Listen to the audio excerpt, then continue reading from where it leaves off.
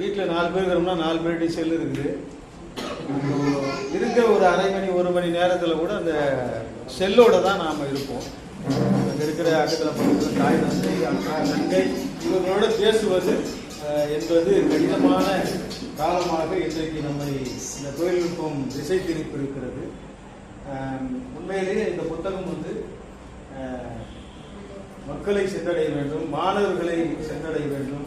இது ஒரு கல்லூரியிலோ பள்ளிகளிலோ இந்த நூல் விழாவை வெளியிட்டிருக்க வேண்டும். இல்லை என்றால் ஒரு கிராமத்திலே இந்த நூலை பற்றி நாம் கொண்டு போய் சேர்த்திருக்கோம். ஏன்னா இந்த கிராமத்திலிருந்து தான் இந்த நூல் நமக்கு கிடைத்திருக்கிறது. தாய்மார்கள் பாடிய ஒப்பாரிகள். அந்த வகையில் நூலாசிரியருக்கு உண்மையிலே நிஜார்ந்த நன்றியை சொல்லிக் கொள்கிறேன். டிஎன்பிசி பொருத்தமிழ் என்பது உண்மையிலேயே இப்போ நான் கூட என் பசங்க என்ன படிக்கணும் ஏது படிக்கணும் அப்படின்ற ஒரு கவனம் கூட என்னால் செலுத்த முடியாத சூழல்ல இந்த இளைஞர்கள் தமிழ் மக்கள் படிக்க வேண்டும், அவர்கள் கல்வியால் நிலை பெற வேண்டும், இந்த வறுமையை ஒழிக்க வேண்டும் என்று டிஎன்பிசி நூலை கொண்டு வந்த இரு பேராசிரியர்களுக்கும் உண்மையிலே நான் நெஞ்சார்ந்த நன்றியை வாழ்க்கையையும் சொல்லிக் கொள்கிறேன். என்னை கூட நானும் ஒரு 300 பாடல்கள் இப்படிதான் இந்த சமூகத்தில் இந்த ஊர்ல ஆரணி பக்கத்தில் புதுப்பாக்கம் ஒரு ஊர் இருக்கு. அது எனக்கு ஒரு 10 ஆண்டுகளுக்கு முன்னதான் தெரியும். அங்க ஒரு மிகப்பெரிய தலைவர் கல்வி தந்தை பிறந்த ஒரு மிகப்பெரிய மகத்தான மண். அந்த மண்ணு கூட இன்னைக்கு நாம் நினைச்சு பார்க்க சகஜானந்தன் 34 ஆண்டு காலம் சட்டமன்ற உறுப்பினராக சிதம்பரத்தில் நின்று வெற்றி பெற்று அங்க ஒரு திண்ணை பள்ளியை தொடங்கி 3 பேரோடு திண்ணை பள்ளியை தொடங்கி இன்றைக்கு 4000 5000 மாணவர்கள் வருடத்தில் படிக்கிறார்கள். அது அரசு பள்ளியாக இன்றைக்கு தரம் உயர்த்தி நடந்து கொண்டிருக்கிறது. அந்த அளவிலே அவரை போல இந்த சமூகத்திற்காக பாடாற்றிய உழைத்த பெருமகனார்களை போராளிகளை நான் பாடுவது எழுதுவது வழக்கமாக கொண்டிருக்கிறேன். அப்படித்தான் ஒரு 300 பாடல்களை நான் இதுவரைக்கும் எழுதியிருக்கிறேன். தமிழகம் முழுக்க நமக்காக உழைத்த பெருமகனார்களை போராட்ட வீரர்களை தலைவர்களை இப்படி நான் எழுதியிருக்கிறேன். அந்த வகையிலே இந்த நூலும் ஒரு நாளைக்கு திருக்குறளை போல இந்த மக்களுக்கு பாதுகாப்பாக சென்றடையும். இந்த ஒலி அச்சு ஊடகங்கள்லாம் கூட ஏதாவது ஒரு அழிவுல இயற்கை சீற்றத்தில் கரைந்து போயிடும். இந்த நூல்கள் பத்திரமாக இருக்கும். உண்மையிலேயே அறம்பொறி பகுத்தாருக்கு நெஞ்சார்ந்த நன்றியை உண்டாக்குகிறேன். அவரா தேடி போய் இந்த மாதிரி யார் எழுதுறாங்களோ பாடுறாங்களோ வாசிக்கிறாங்களோ பேசுறாங்களோ அவருடைய விஷயங்களை அவரா எழுத சொல்லுவார்கள். அப்படிதான் இந்த நூல் வெளிவந்திருக்குன்னு நினைக்கிறேன். அந்த வகையிலே இது ஒரு சிறு கூட்டமாக இருந்தாலும் ஆனால் இதன் மீது தாக்கம் அக்கறையும் கொண்ட நபர்கள் தான் இங்க இருக்கிறாங்க. சமூகத்தின் மீது அக்கறை கொண்ட நபர்கள். அதனால ஒரு தாய் பாடலை மட்டும் நான் எழுதி பண்ண வைத்த ஒரு தாயை குறித்த ஒரு பாடல்.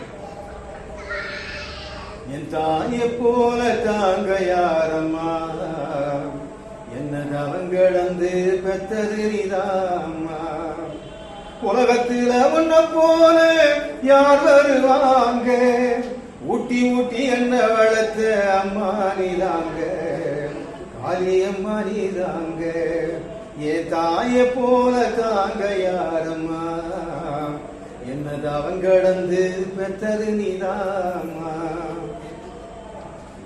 அக்கங்கா படிக்க வைக்க ஆரம்ப பள்ளியில் சேர்த்தாங்க, அன்றாடம் கூலி செய்து 5-10 கொடுத்தாங்க, அப்பாவை கைபிடித்த அன்பான மனைவிதாங்க, ஏன் காளியம்மா என்ன பெத்த சாமிதாங்க, என்ன பெத்த சாமிதாங்க.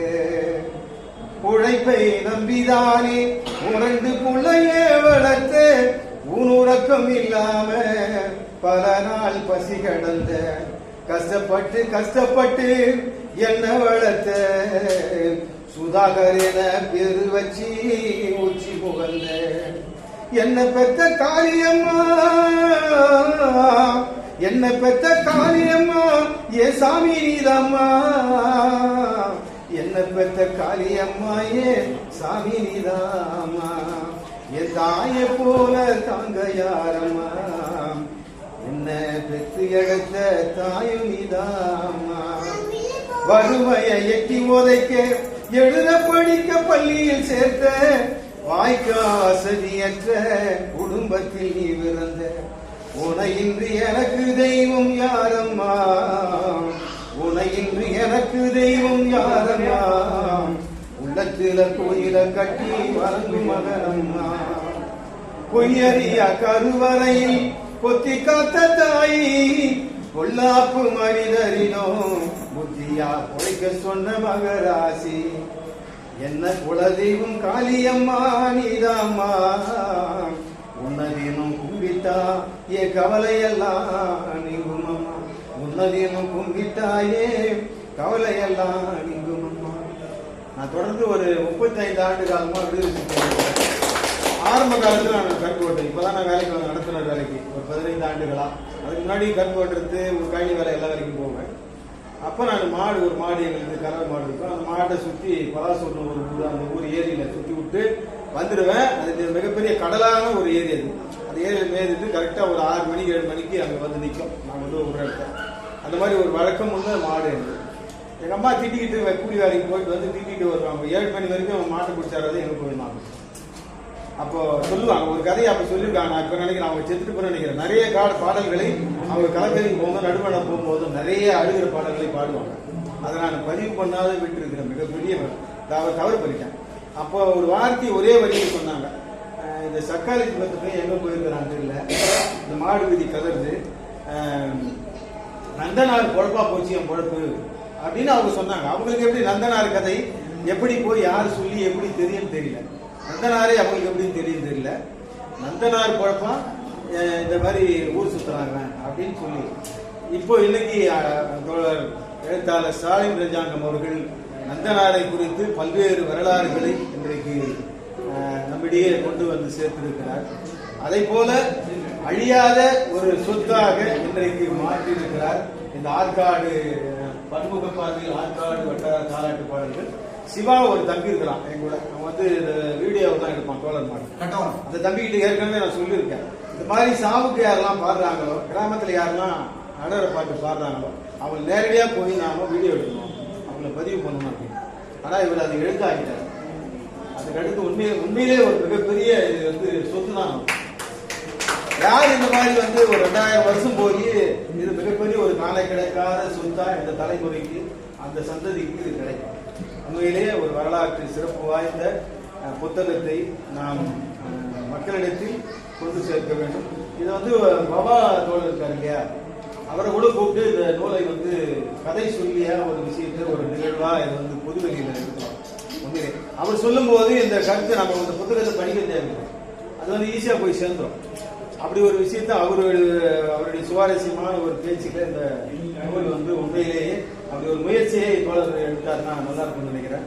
அவர் கூப்பிட்டா கண்டிப்பா வருவாரு. இந்த நூலை அவர்கிட்ட கொடுத்துருங்க, அதை படிச்சுட்டு அவர் ஒரு இரவு ஒரு கிராமத்தில் இந்த நிகழ்வை உண்மையிலேயே கதை சொல்லியாக மாற்றி இதை பல்வேறு மக்களிடத்திலே மாணவர்களிடத்திலே கொண்டு சேர்ப்போம். அந்த டிஎன்பிசி நூலை கூட உண்மையிலேயே கல்லூரி மாணவர்கள் இதை கொண்டு சேர்க்க வேண்டும். அவர் பேராசிரியர் உண்மையிலேயே அவர் இருவருக்கும் நான் நெஞ்சார்ந்த வாழ்த்துக்களை நன்றியையும் சொல்லி விடைபெறுகிறேன். நன்றி.